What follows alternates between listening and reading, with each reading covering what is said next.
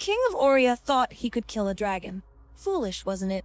With his army at his back, swords gleaming in the sunlight, he led his men into battle, but not a single one of them came back. In the end, the king himself knelt before the dragon, trembling as its fiery breath scorched the earth. The dragon could have ended it all right there, but it didn't. No, it wanted something far worse. It wanted a sacrifice. Centuries later, a girl named Elodie is about to be married.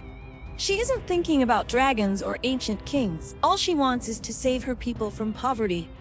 That's why when Queen Isabel of Oria offers her son Prince Henry's hand in marriage, Elodie's father insists she say yes. But something feels wrong. The prince is handsome, but cold. And the queen? There's something about her that Elodie can't trust.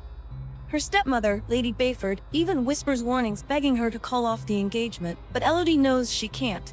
The wedding day arrives, but it's no ordinary celebration. They're taken to the mountains, far from the castle, for a strange ancient ritual. Queen Isabel tells the story of a pact between the first king and the dragon, where the king had to sacrifice his daughters to ensure peace.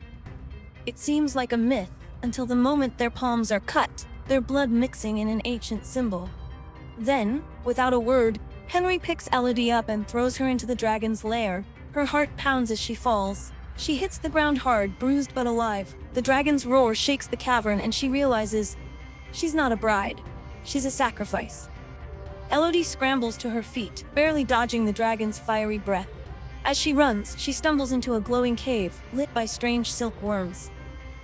Inside, she finds something terrifying. Carved into the walls are the names of all the past sacrifices. She was never the first. She won't be the last, unless she escapes. With her leg burned and her breath shallow, Elodie follows a map carved into the wall.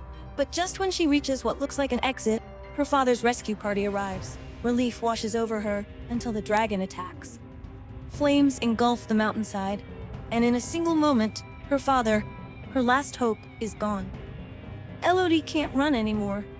The pain of loss drives her back to the dragon's lair. But as she prepares for the fight of her life, she learns something far worse. Her younger sister, Floria, has been taken to replace her as the next sacrifice. Isabel's plan hasn't failed yet. Fueled by rage, Elodie returns to the mountain, determined to save Floria. She creates a diversion and slips past the dragon to her sister's hiding place. "Stay here," she whispers, "and don't make a sound." With nothing left to lose, Elodie confronts the dragon. She tries to reason with the beast, explaining that they've both been tricked by the Orions, but the dragon refuses to listen. They fight, fire and blood filling the air, until Elodie tricks the dragon into burning herself.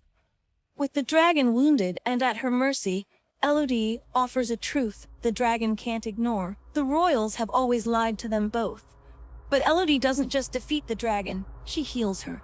With the glowing silk worms, she patches up their wounds, and the dragon realizes this isn't about sacrifice, it's about freedom. Together, they storm the palace. Elodie interrupts the wedding of another sacrifice, exposing the royal family's treachery. She warns the bride to flee. The dragon, full of vengeance and fire, burns the palace to the ground, wiping out the Orion royals and their deceit once and for all. Prince Henry, standing amidst the chaos, accepts his fate without protest. The kingdom he fought to protect is in ashes. Days later, Elodie, Floria, and Lady Bayford sail home, their ship heavy with supplies. Above them, the dragon soars, not as an enemy, but as an ally, a protector who, like Elodie, has been freed from the chains of a false legacy. Together they will build a new future, one that doesn't depend on sacrifice.